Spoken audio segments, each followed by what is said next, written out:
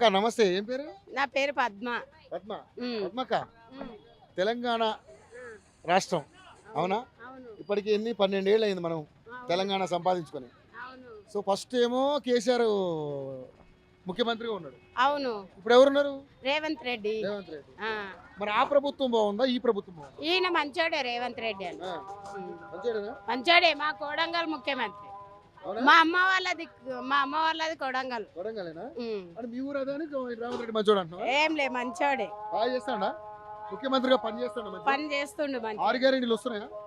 ఏమో నాకు అది తెలియదు కానీ ఆ. పని అయితే అక్కడ కోసుకి మాపినారు, బస్సు ఫ్రీ చేసిండు. అక్కడ కొడంగల్ దిక్కు అన్ని మంచి పనులు చేస్తుండు. చేస్తుండా? ఓకే. మీకు ఇక్కడ కరెంట్ ఫ్రీ వస్తుందా? వస్తుంది అన్న. సన్నబియ్యం వస్తున్నాయా? వస్తున్నాయి అన్న. బస్సు ఫ్రీ ఉన్నది. ఉంది. గ్యాస్ గ్యాస్ ఇంకా కాలేదేమో తెలియదు అన్న. అది రావట్లే. మీకు 2500 ఇస్తానని ఇచ్చాడా? ఇచ్చిలేడు కానీ ఆయనకు బడ్జెట్ ఉంటే ఇస్తాడు కదా అన్న. ఏ, ఎట్లా బడ్జెట్ లేదని ఎట్లా అనుకుంటున్నావు నువ్వు? ఆ కేసీఆర్ అప్పు చేసి పోయిండని కొంచెం తెలిసింది. ఆ అందుకే ఈయన దాని మీద వచ్చి చైర్ మీద కూర్చున్నాడు కాబట్టి ఆడ బడ్జెట్ సరిపోతలేదు కదా అని అన్ని ఒక్కొక్కటి అయితే చేస్తుండు కదా. ఇంకా మనకి 3 ఏళ్ళ టైం ఉంది. అవును చేస్తాడని నమ్మకం ఉందా? ఉంది.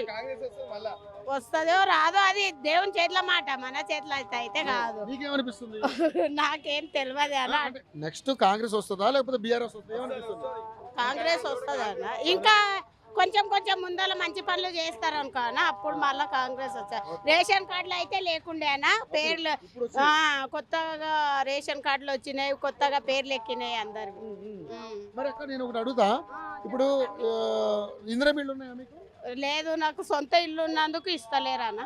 ఇల్లుంటే ఇంకెందుకులే మనకి, లేనోడికి పోతుంది కదా అది. అవును, అందుకే నేను పట్టించుకోను. ఓకే. ఆ.